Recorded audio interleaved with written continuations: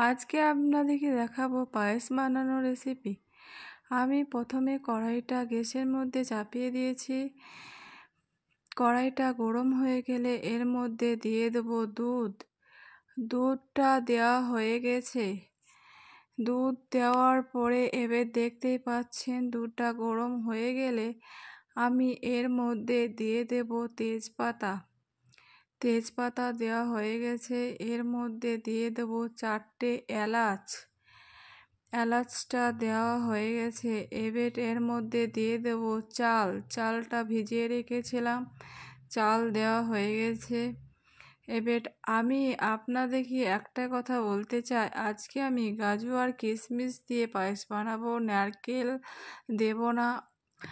আমি এর মধ্যে এবার দিয়ে দেবো কিশমিশ আর কাজু। এবার ভালো করে মিক্স করে নেব। মিক্স করা হয়ে গেছে।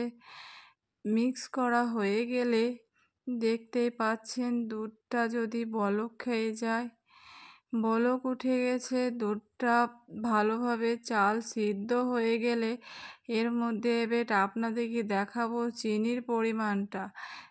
যেহেতু মিঠো যেটা পছন্দ করে ততটাই সে দিতে পারে। আমরা হয়তো বেশি মিষ্টি খাই, অন্যজনা হয়তো কম খায়। দেখতেই পাচ্ছ আমি এর মধ্যে চিনিটা দিয়ে দিয়েছি। চিনিটা দেওয়ার পরে দেখতে পাচ্ছ আমার পায়েসটা হয়ে গেছে। এবার আমি একটা পাত্রের মধ্যে পায়েসটা ঢেলে নিয়েছি। এবার দেখতেই পাচ্ছ পায়েস খেতে কে কে ভালোবাসো, অবশ্যই একটা লাইক করবেন। ভালো থাকবেন, সুস্থ থাকবেন।